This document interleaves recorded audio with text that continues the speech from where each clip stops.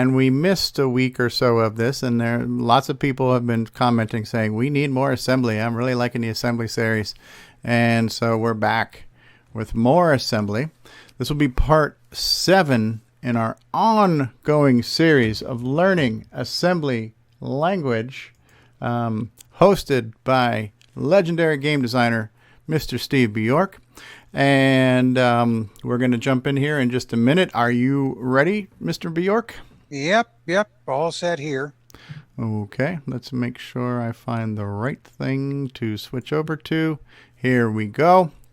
I've got you. I've got the slide. How about we start off with a little bit of music here to make this more professional sounding here.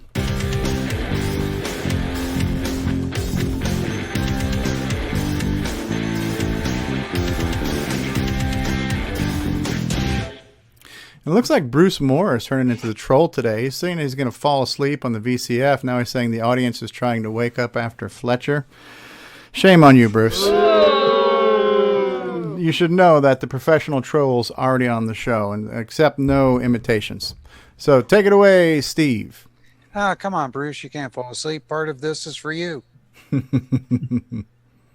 Anyways, we've been going through, and some people have been commenting a couple of things here and there. 2 points I want to bring up. Yes, we are going to take all these lessons and add them into one course later on. We're waiting until we get at least 10 lessons under our belt before we put out the first video, and then we'll put out the next one after that. So yeah, we do have a lot of lessons ahead of us, but this one here is probably the largest that we've done, and it really has to do with controlling how the program works. It basically, what order do you execute the instructions in, and how you can change that order to, based on decisions. So it's kind of nice to have it where if you get hit in a video game, you actually die.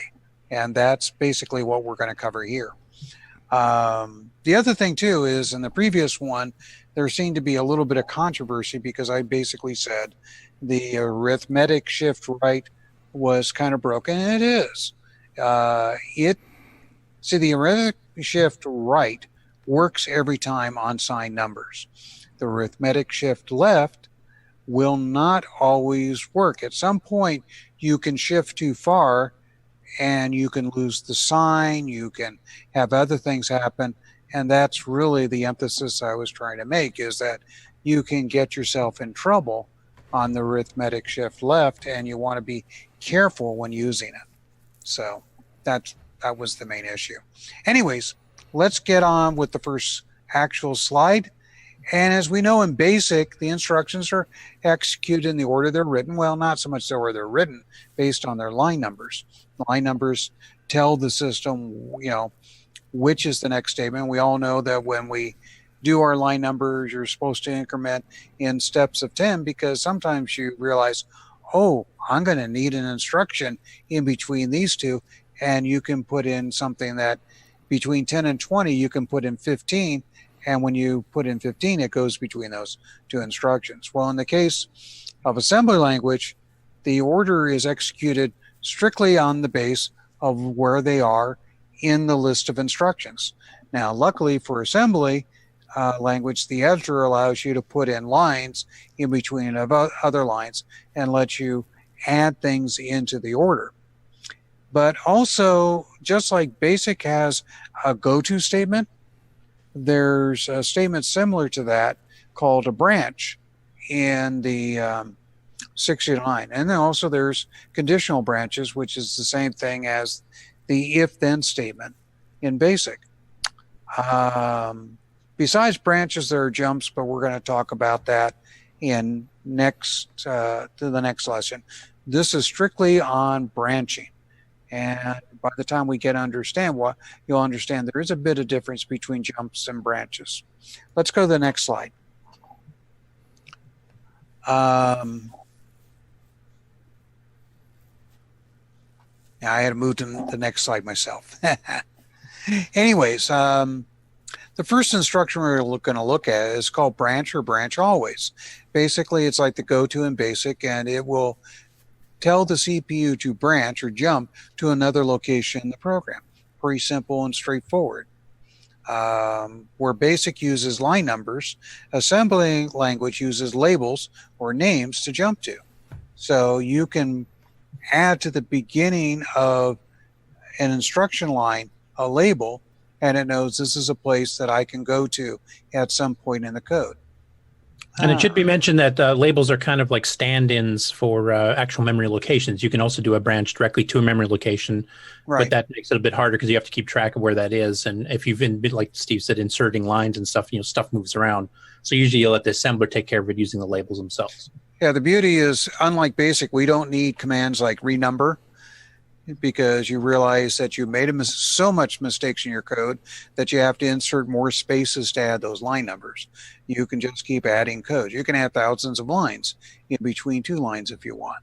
So I consider it more forgiving than what BASIC was. But when you consider BASIC was written back in the early 60s? 668, I think, wasn't it? Yeah. Yeah. It's and it was designed for people working on terminals too.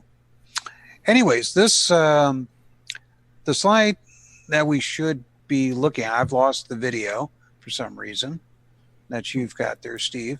Where I'm branching makes decisions. Here we go. All right, why don't we go ahead and go to the next slide. We've actually got an assembly language bit of code here.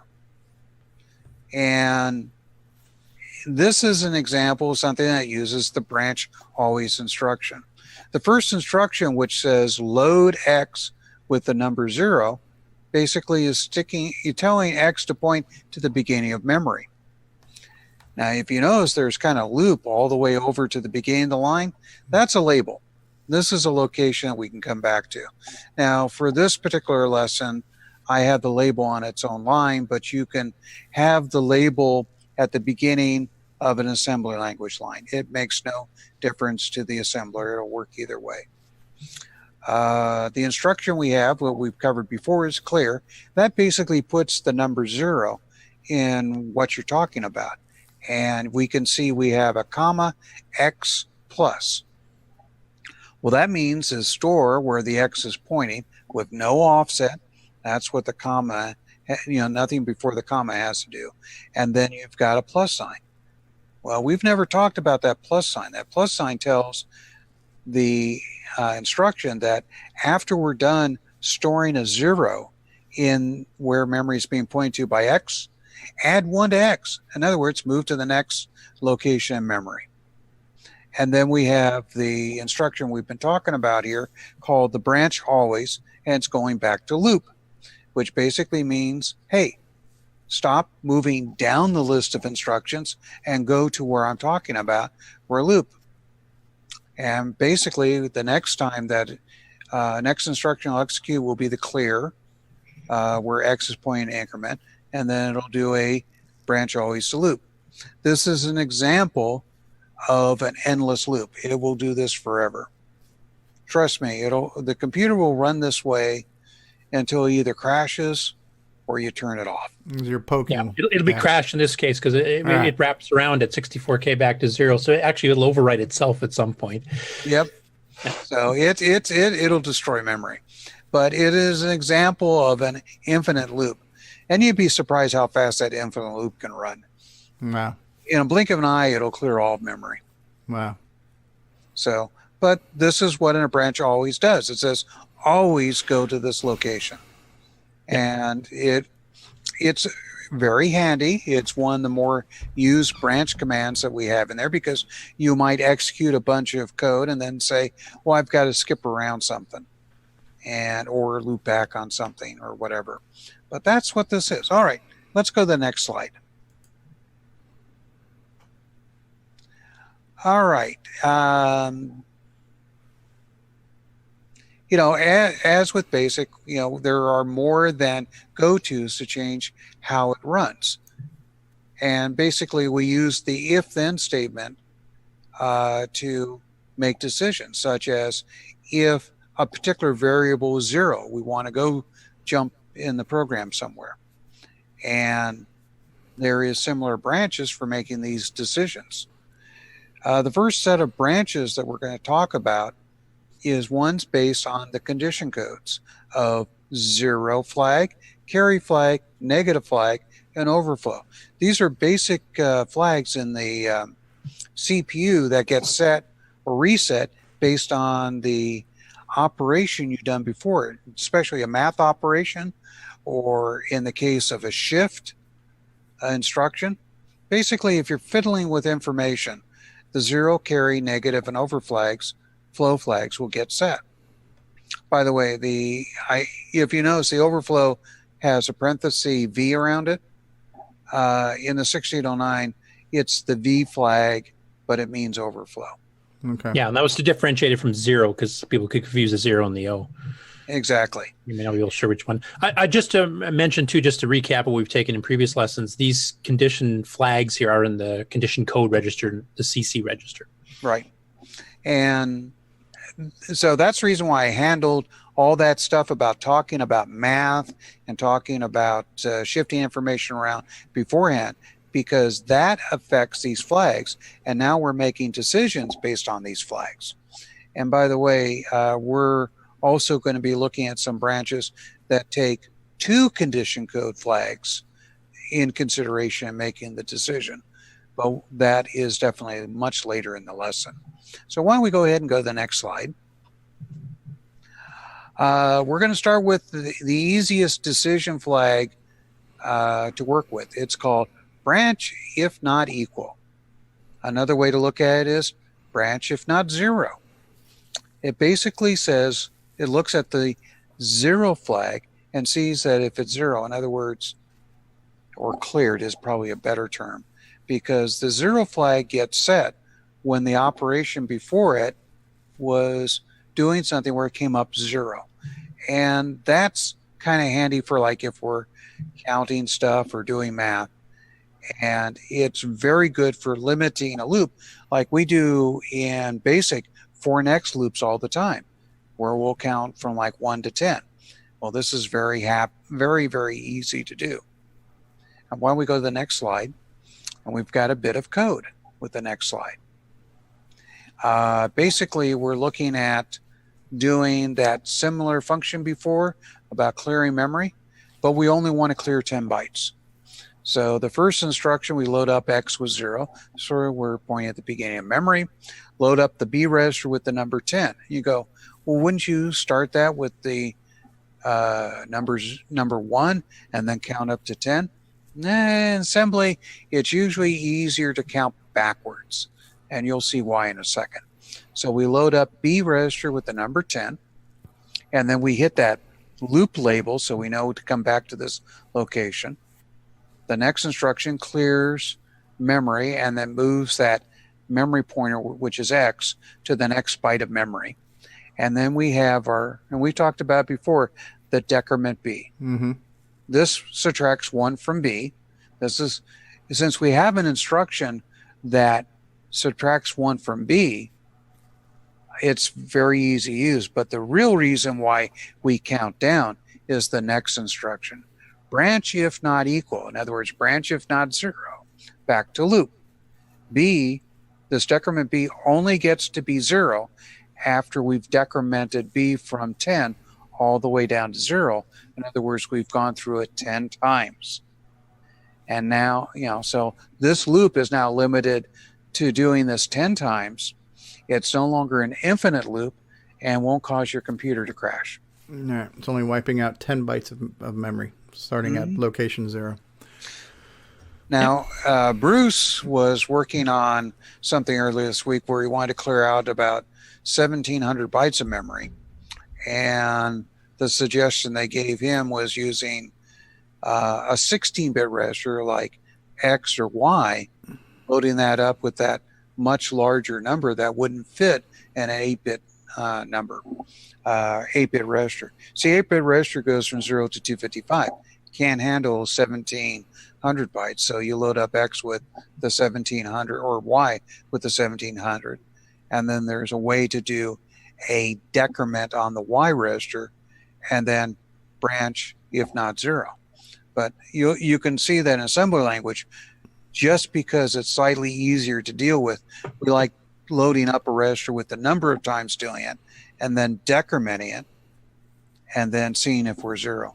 It just saves a few bytes as far as memory, and if it saves a few clock cycles as far as speed. You'll get used to this. Because if you do an incrementing one like you're used to in BASIC with a for next loop, you don't want it to hit zero going up, because that would be like all the way to the end of the register. So you'd have to add a compare instruction to say compare B to 10. So you've added a compare B to 10, which is an extra 2 bytes and 3 cycles or whatever it is. But that's every single iteration of the loop. So that's 10 times that. So you've just slowed down the code by 30 cycles. And if you're doing large loops like Bruce was trying to do with thousands of bytes, then it does slow things down quite a bit. So this is much, much faster and small. Mm-hmm. The golden rule of thumb is you are trying to be efficient in assembly, because assembly makes your program faster. So why not in your thinking be efficient about how you put it together? And then you can save that extra 5% to 10% automatically. Yeah, just getting good habits right off the bat. Basically. Yeah. So that's what we're doing. We count backwards. In for next loops, you've always been taught counting forward. It's just that if you want to count backwards, you have to use step -1. Mm-hmm. So, but there's no performance boost in doing that in BASIC. But there's obviously, it makes more sense to do it in assembly. Exactly. Yeah, there's a very slight one, I think, because it has to interpret the step -1 command, which you normally wouldn't even put on. So your code's a bit longer, and it takes that extra couple cycles to set the loop up. But it's pretty negligible compared to what it would be in assembly here. Yeah, only for the setup. Once execution, it's identical. Yeah. All right, let's go to the next one. Well, for almost every one of these things where we look at a flag, we look to see whether or not we're not equal or not, not zero. There's a counterpart, a branch of equal. This is very handy if you want, or if you're searching for information, or you want to check something and see if it matches. Because if you do a compare, for example, and it matches, the zero flag gets set. Simple enough, because the two numbers are really a compare is doing a subtraction without changing the first number. That's what it's doing. So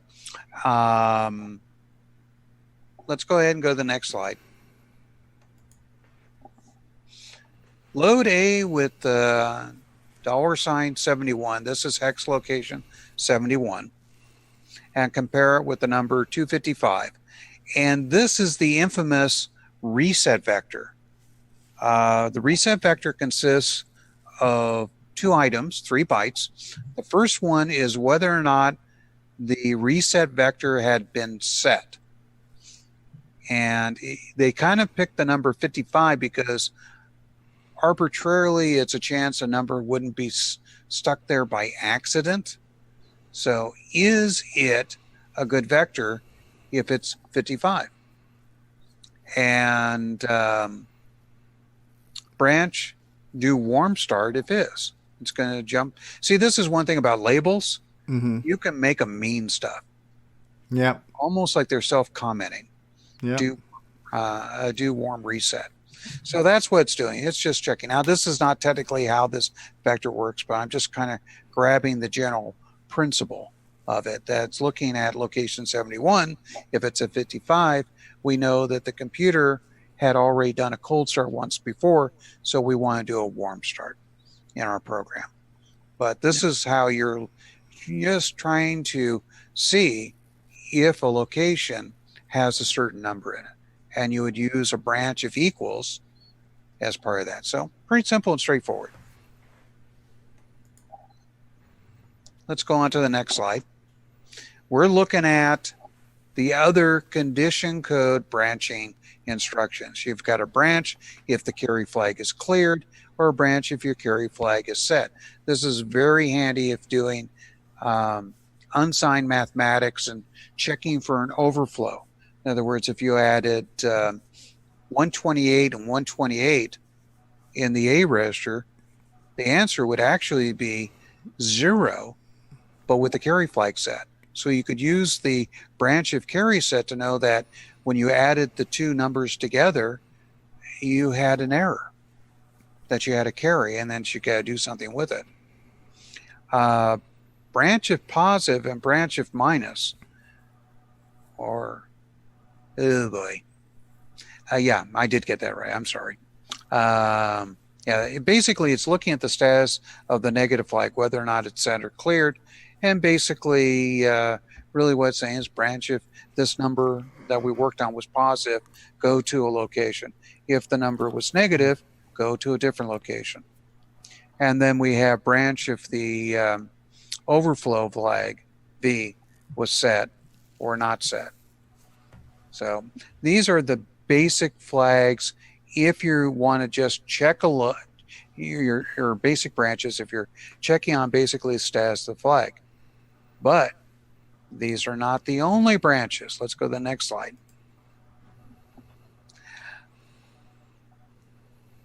So far, we've kind of looked at the branches on flags, or if two numbers match. What if you want to do like comparing two numbers and see if one's less than or greater than? That's something you can do in BASIC with the little triangle pointing left and right. It allows you to check to see if a number is greater than or equal to, or less than or equal to. Well, believe it or not, this next set allows us to do it. So let's go to the next slide and take a look at the first one. Branch if lower.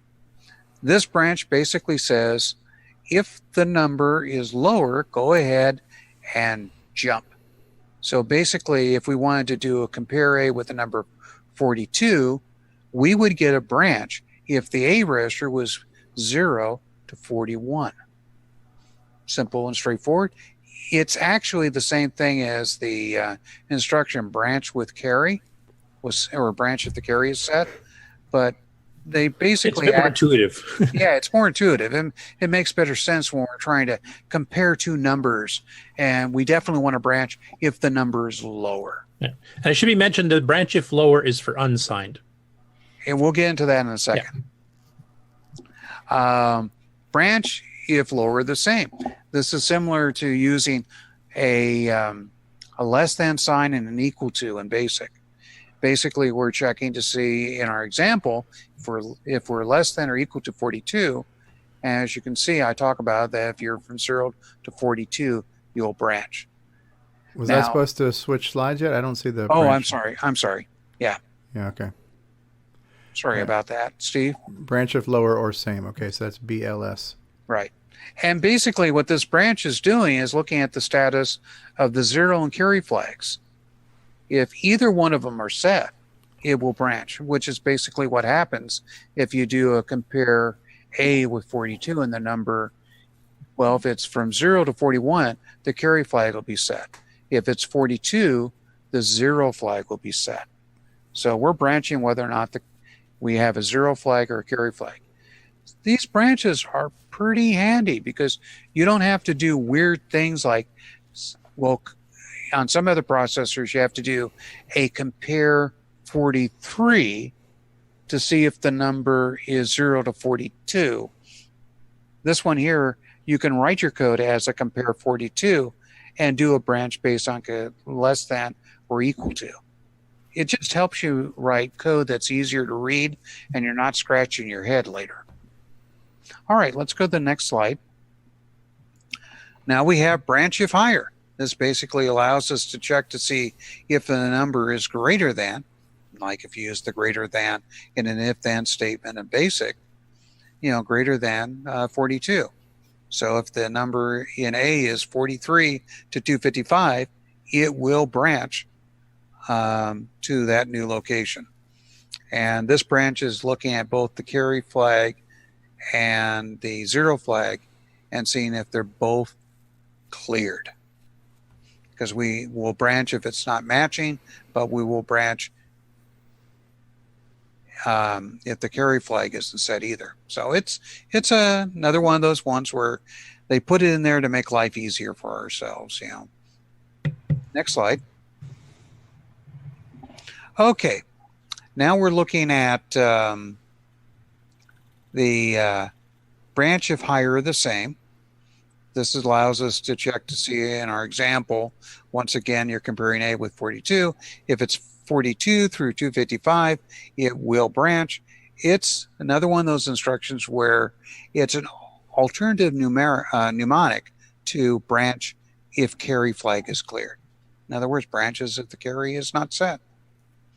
And it just makes it easier for your code to be read. Let's go to the next slide. Now, all of these that we've been talking about, as Curtis pointed out, are for unsigned, and in other words, numbers that will go from 0 to 255 in the A register, or 0 to 64K in the 16-bit register, something like that. We have another group that allows us to work on signed mathematics.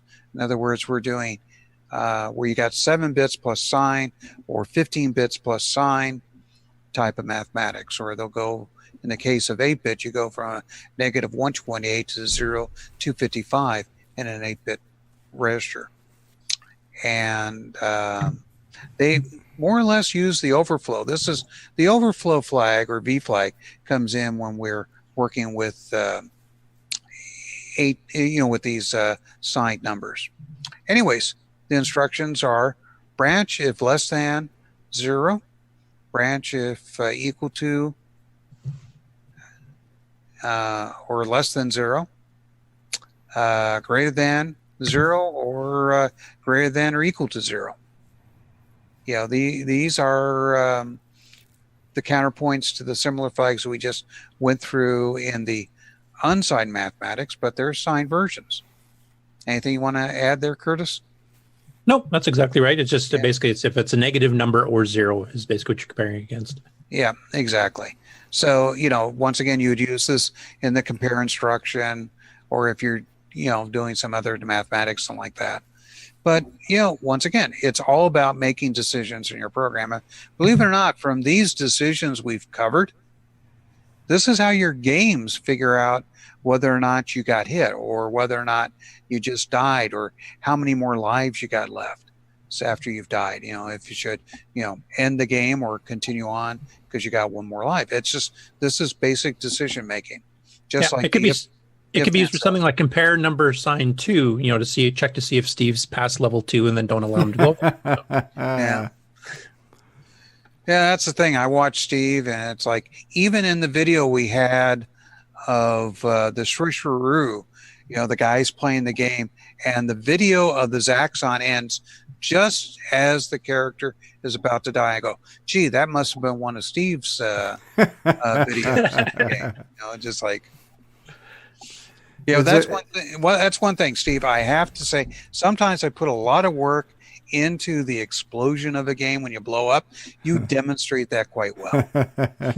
Is there an assembly command called "screw you guys, I'm going home"? Well, we've got an interesting one to talk about next, so why don't we go to the next slide? Before we go on, let me just say hi real quick to some people who have joined us. So Dave Phillipson is here and Ed Snyder is here, so they're having their own little assembly sidebar conversation. So maybe when we're done, we'll maybe scroll back and look at some of the things they were saying. But hey, Dave, and hey, Ed. Okay, so we're moving on to the next slide. Okay. This instruction, for some folks, when they first hear about it, makes absolutely no sense whatsoever. Branch never. What does this instruction do? Absolutely nothing other than not branching. Well, see, you have a branch always. Mm-hmm. And a branch never is the exact opposite. But all those other branches we had branch if carry, branch if not carry, branch if 0, branch if not 0. So that's one thing the 1609 has in it by its own functionality. For every type of branch, there's an opposite branch. So a branch never is an opposite case of the branch always. So it's in the instruction set. You can use it as instruction that takes time. So if you're writing something that has to pause on the screen for a second, you can use a branch never to slow down that loop. Some people have used it to branch 1 byte of code, because the branch instruction consists of the command branch and then 1 byte that tells it where to go. Well, some people will shove into that 1 byte of where it's not going to use it as a single byte command just to save code. So it's a trick that can be used to to write code that's really space efficient, but it doesn't really, let's put it this way. If you're writing code in the beginning, don't use it. You want to get your skills up first. Yep. I will mention that it is used in Nitrous 9 for specifically that reason, both the long branch never and the branch never, to skip a byte or skip 2 bytes without having to do a separate compare in a branch to skip over, which actually takes a bit more space and a bit more time. And for time delay loops, like a no-op, like if you have something that's very specifically timed right to a CPU cycle, a no-op will take 2 cycles, which is 1 byte instruction, which means if you do 2 in a row, you can do 2 or 4 cycle delays. You can't do a 3. A branch never is 3. So now you've got a bit of granularity where you can set, if I need an odd number of cycles to pause or an even number, I can mix and match those. Well, why don't we go to the next slide? Because you just touched on something that I was going to bring up too. Rob Inman also says that there should be one called an RQA, a rage quit always flag. So, well, we do that as a macro for Stevie. Okay. One thing about these branches that we've talked about so far is that within the branch instruction, it has a 1 byte bit of code that tells it where to jump. Well, we know that if we're using 1 byte to tell it where it jumps, we only have a range of 256 bytes. In other words, it can only jump a negative 126 through a positive 129 in front of or behind the instruction. It's very limited in its range. Well, the designers of the 6809 felt that there are times that branching instructions, making decisions like this, you're going to have to branch more than roughly 8 bits would allow for. So they came up with something called the long branch. And all those instructions we've talked about, you just put an L in front of it. So a branch always becomes an L branch always. LBRA. Yeah, LBRA. And basically it tells the instruction that instead of grabbing 1 byte, grab 2 bytes. And those 2 bytes are then added to the current program counter.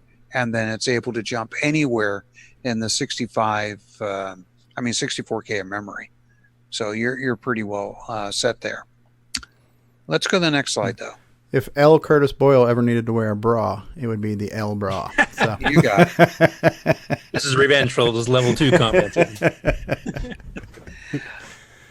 But the question is, why wouldn't we just use long branches all the time? Because we'd never run into problems. Well, long branches actually takes 2 extra bytes of code over the standard branch.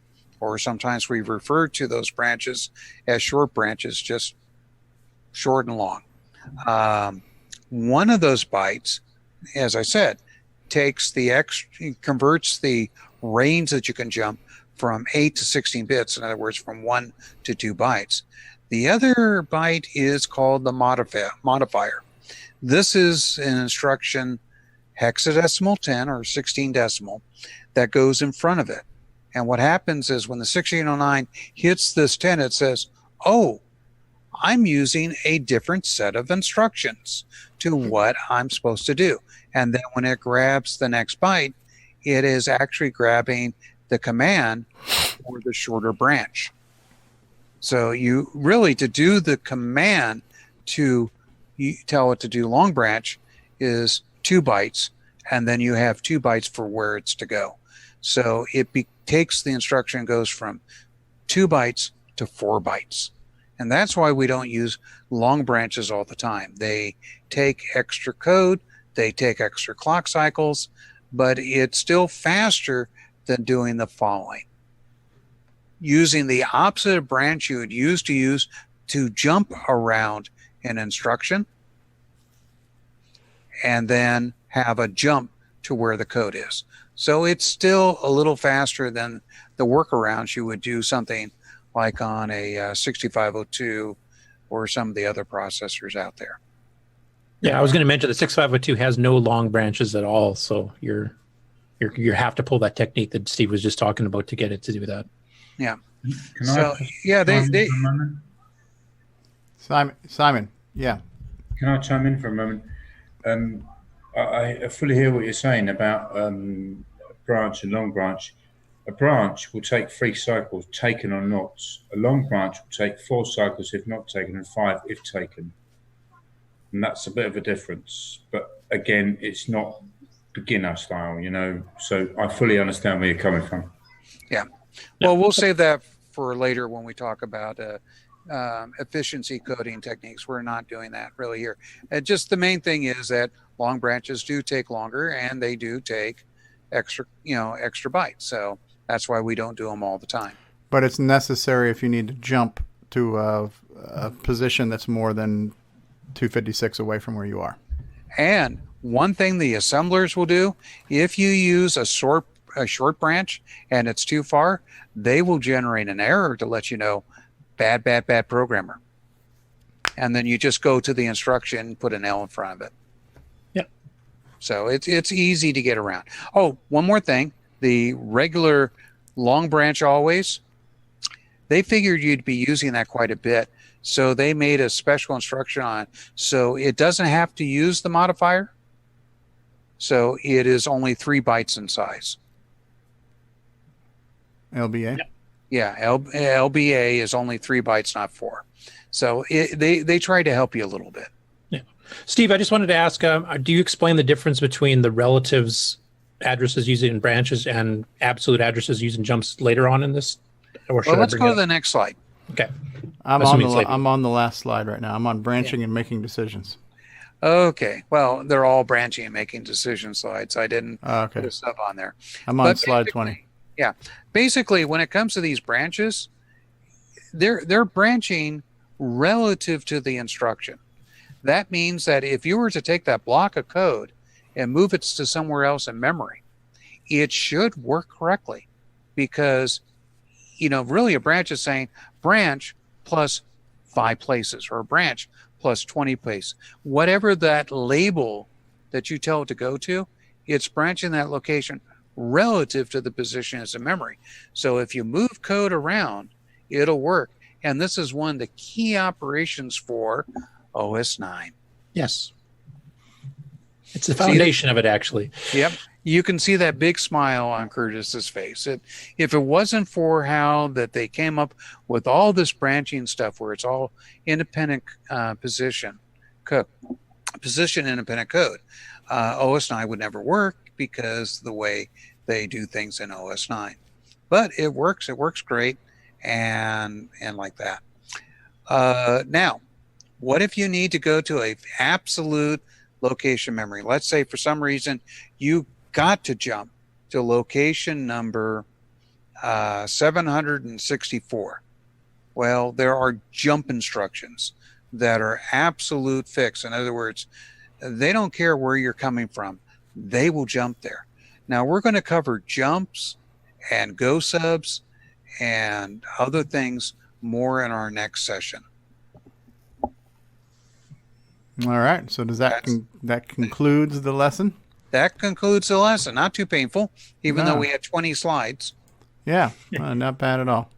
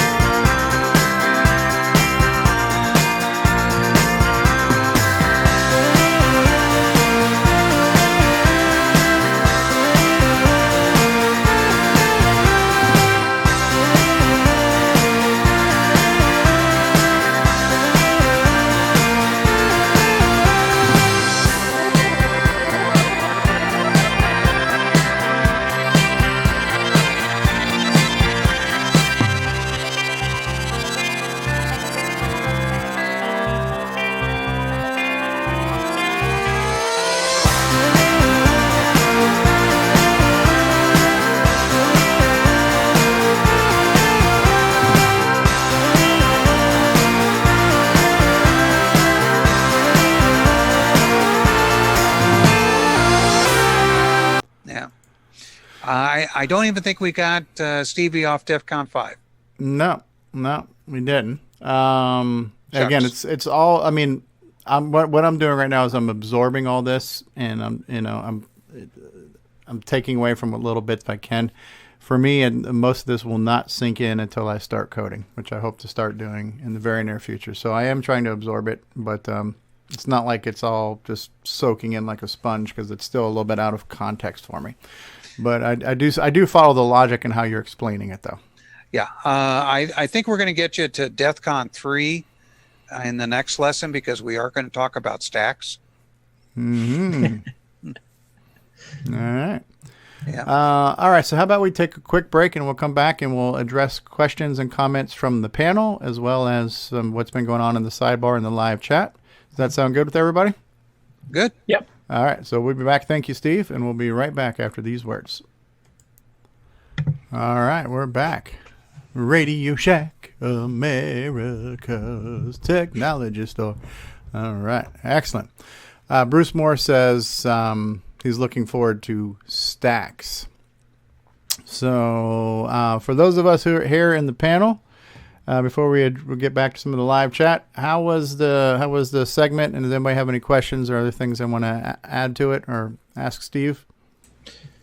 I wanted to mention one thing, like he was mentioning that jumps go to an absolute address and branches are relative to where you are. Like I'm going to 10 bytes ahead of me or 15 bytes behind. One of the uses of using the absolute ones is if you're, say, calling basic ROM calls, like you're calling a subroutine in the basic ROM. Well, the ROM doesn't move. So you know that the keyboard routine is at, a whatever the indirect thing is. But you can actually, that's a good use of it, is to tell it to go specifically to these ROM routines because they don't move around. As opposed to if your program gets moved around, let's say I load it up in 32K or I might load it down in 16K. And if I tell it to jump so many bytes ahead, well, then it does move around whereabouts you're loading. And in OSINT level 1 in particular, since you only have 64K to work with on a Cocoa 1 or 2, you may load a program when you boot up and it goes wherever the free memory is. And then you've loaded a couple other programs, run a couple of things. And then if you try to reload that program later on and some other stuff's there, well, now it's getting moved around in memory and it might go somewhere totally different. So having position-independent code allows that to happen where the program could get reloaded wherever it wants to. It doesn't have to be fixed at a certain address. And that was the basis of the 6809 and OS9 both doing that, because most of the 8-bit chips at the time did not have that capability. Did I DEF CON you yet? No, but I'm just there's been a lot of the conversations that are happening in chat. I wouldn't even know how to pose the question or to say it. So I don't know if Curtis or if one of you guys want to take some of those things that were going on. I just don't. It's over my head. But one of the things that Dave Phillipson just said, though, in the chat, it says the BCC/BCS and the BBC/BBS branches are instructions that you would use to make the correct decisions after a signed ASL in case the result of the operation would cause an overflow. Does that make sense? Because there's way too many acronyms in there. Okay. Yeah. All right. So, Simon, I know you were starting to say something before. Is there anything else you wanted to add to anything? No, I'm fine. Good listen, Steve. Good listen. Excellent. What about anybody else here in the call? Eric or Diego? You guys have anything or Richard? Anything you gleaned from here? Any questions? Any comments? Actually, if I can. Yes, yeah. Diego. No, I was just thinking, so if, let's say, you write your code, you have that branch, because you're jumping to a relative position from where you're jumping. If you eventually come out and edit your code and add some stuff in the middle or whatever, you need to go through all your branch instructions and you might need to rewrite them, right? You might need to change the target. Or that's why you use labels. So when you reassemble, the label name doesn't change, so you don't have to worry about that. Okay. Every time you reassemble it, it's fine again. If you told it to branch specifically to, my location plus 20 or something, which you can do in the assembler, then yes, you would have to change it to a plus 25 or plus 30, whatever it was. But labels allows you not to have to worry about that. The assembler does it all for you. Yeah, if I may add something, Curtis, when you're programming in machine language, that's when you have to do the calculations and put it in the instruction to tell it how far to jump. But where you're doing it in assembly language, the assembler does all that work for you. Yeah. If that's going to help you understand. That's probably clearer than I did it. Yeah. Yeah. Cool. Thanks. And audio spectrum analyzer, that was written in machine language. Excellent. All right, so have we beat this one to death?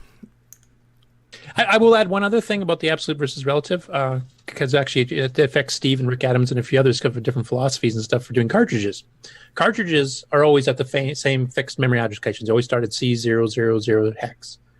So if somebody wrote a program to be position independent, I think Rick did that with most of his, or pretty close to it. That means that if you wanted to copy the ROM down to RAM to run it in a RAM machine, it would just work. It would just move over and everything's relative and it works. So a very, very primitive form of copy protection in the early days was that if you had absolute ones where it was jumping specifically to addresses in the ROM cartridge, if you try to move it down, it would try to jump right back into the ROM. If the ROM's not there, crash. So just wanted to mention that. So when people ported ROM games to disk, which has happened at this point, did some of those need to be disassembled and changed from an absolute to a relative branch? Not change from absolute to relative, but you have to change the addresses to wherever you would move the program to. So if you can put it in the upper 16K of a 32K machine, for example, and it was trying to do a jump to C00, you might have to change that down to like an 8000 or something, wherever you move the program to. So you have to change all those jumps, all the JSRs to the new addresses you put them in. Wow, that was definitely some of my games, because I just would reassemble them for the ROM location after I was using it. Let's say I wrote a game that was 16K, but I had 32K Coco. I put the game in the top 16K of a 32K Coco to test, and then I would reassemble it up. Of course, then I also had instructions that would write over the ROM too. Yeah, which of course on real ROM doesn't do anything, but if you have it in RAM, it just trashes itself. Self-modifying code in a bad way. Yep. So Simon, Steve did use self-modifying code, just not for the same purpose you do. Yeah, I create self-destructive code. Yeah. And I have to say, Simon, your latest demo that you're showing off with the music and the plasma animation is very nice, sir. Some fine work from the madman.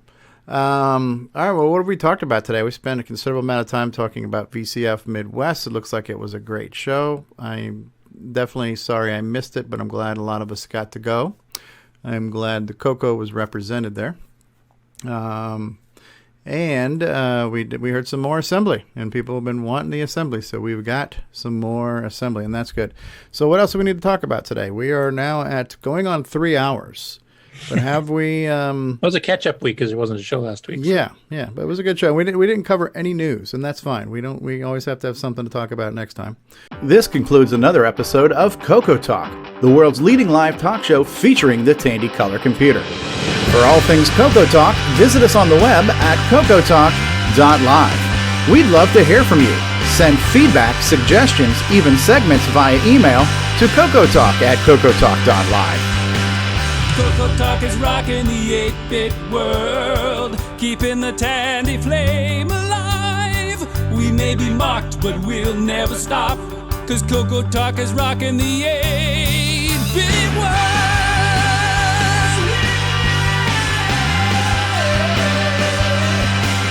Consider supporting the show with a purchase of merchandise from our retro swag shop at 8bit256.com. If you'd like to become a patron of the show, click the Patreon link at our website at cocotalk.live. Coco Talk is rocking the 8-bit world, keeping the Tandy flame alive. We may be mocked, but we'll never stop, 'cause Coco Talk is rocking the 8-bit world. Coco Talk would not exist without the community, its cast, crew, and contributors. Thanks go to Curtis Boyle, David Ladd, Mark Overholzer, Grant Leedy, Bruce Moore, Nick Marentes, Ron Delvaux, Rick Adams, Jason Reichert, Richard Lorbieski, Jim Brain, Tom C., Rob Inman, Mark Bosley, Brian Joyce, Ken Reichert, David O'Connor, Brian Weasler, Terry Steggy, Nick Marotta, John Strong, and many more, especially to Steve Bjork for production suggestions and James Differendaffer for making my head explode.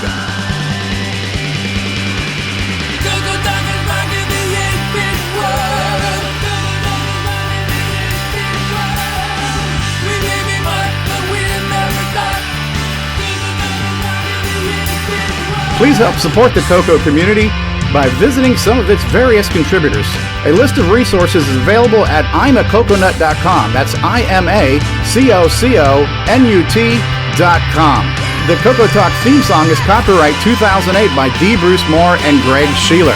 Mixed, mastered, and produced by D. Bruce Moore.